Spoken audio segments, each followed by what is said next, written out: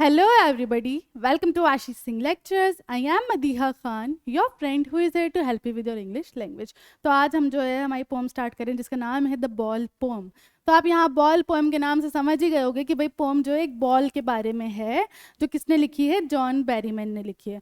अब हाँ, ये पोम है तो एक बॉल के बारे में, लेकिन उससे ज़्यादा ये पोम एक ऐसे लड़के के बारे में है जिसने अपनी बॉल खो दी है और उस बॉल से जो उसकी यादें जुड़ी थी वो भी खो दी हैं.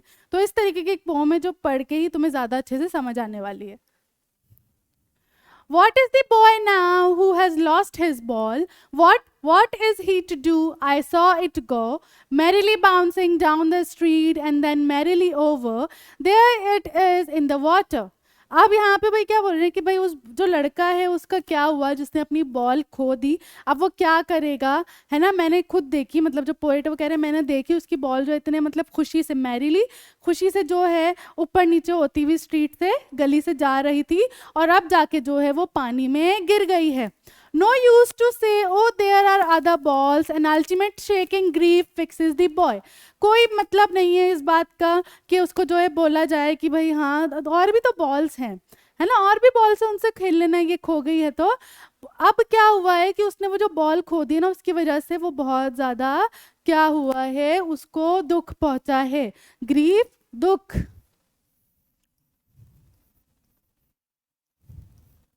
ठीक है, मैरिली खुशी से.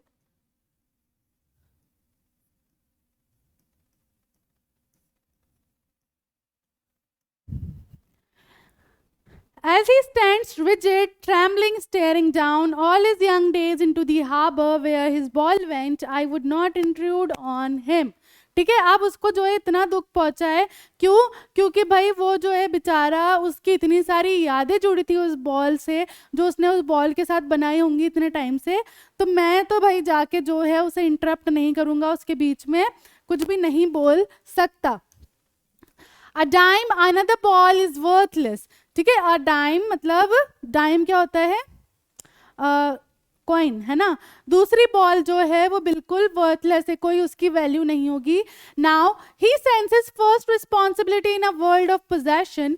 People will take balls, balls will be lost always little boy. अब यहाँ पे जो ऑथर हैं, जो पोएट हैं, वो यहाँ पे देखो एक मेटाफोरिकली बात कर रहे हैं लाइफ के बारे में, है ना. बॉल्स जो हैं, बॉल्स का मतलब यहाँ पे लोगों के पास कोई पोजेशन है, प्राइसलेस पोजेशन है, उसकी बात हो रही है कि भाई मतलब उसने पहली बार जो है ये चीज़ फील की होगी अपनी लाइफ में कि एक रिस्पॉन्सिबिलिटी होती है कि आप या तो अपनी चीज़ों को संभाल के रखो या फिर जो उसका दुख होता है उसके जाने का. उन दोनों का एक पहला एक्सपीरियंस इस लड़के ने फील किया होगा.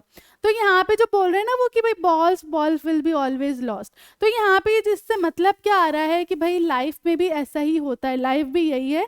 हम हो सकता है हमारा कोई प्यारा खो दें, कोई चाहने वाला खो देते हैं, या हमारे किसी फैमिली मेम्बर की डेथ हो जाती है, या हमारे पास कोई चीज़ है जो गुम हो जाती है ना. तो इन चीज़ों से क्या होता है, हमें बहुत दुख होता है क्योंकि हमारी बहुत मेमोरीज होती है और ये चीज़ें पैसे से नहीं खरीदी जा सकती, है ना. लेकिन यहाँ पे पोएट आपको ये बोल रहे हैं कि आपको इन चीज़ों से मूव ऑन करना भी ज़रूरी है ना. आप दुख में नहीं बैठे रह सकते, आपको इनसे मूव ऑन करना भी ज़रूरी है.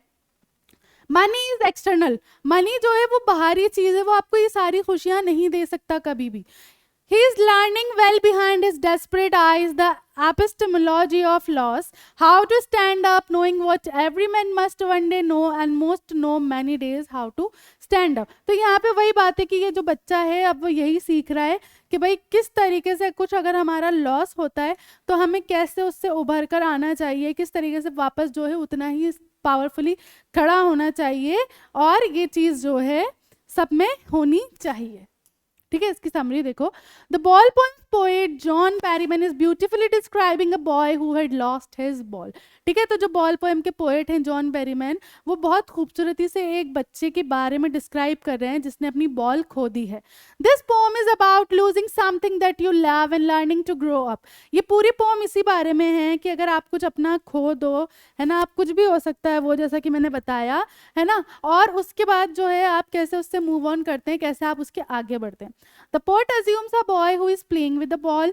Once the ball bounces out of his control and consequently falls into the water.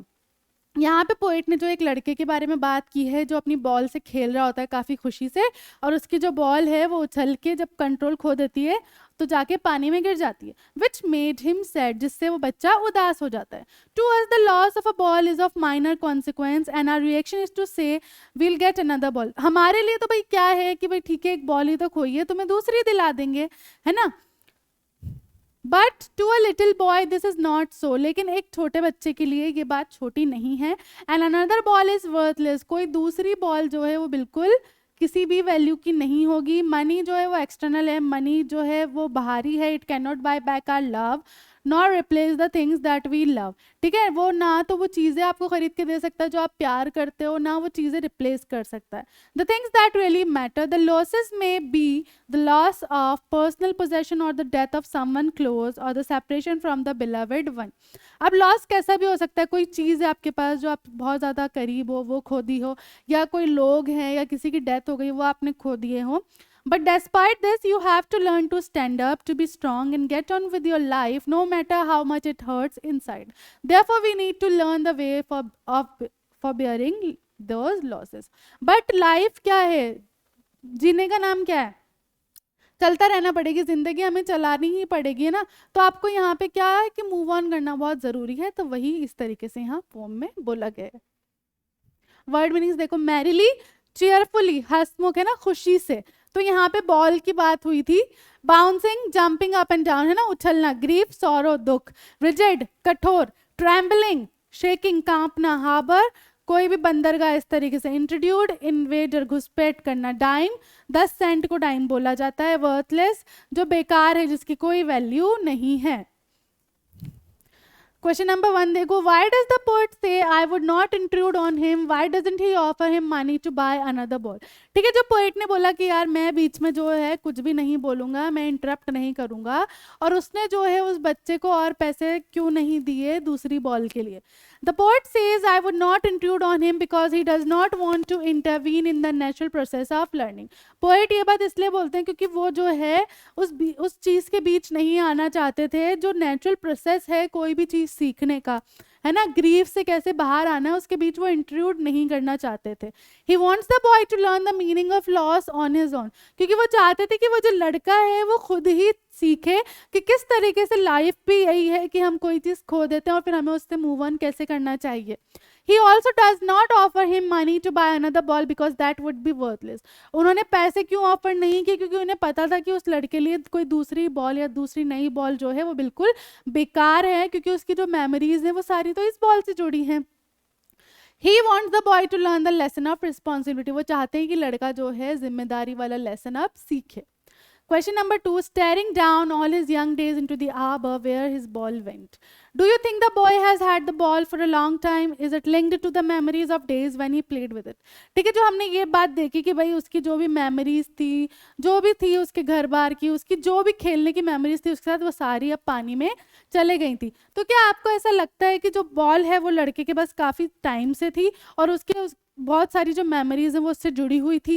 Yes, the boy has had the ball for a long time. When it bounced into the water, all his memories of the days of childhood flashed in front of him.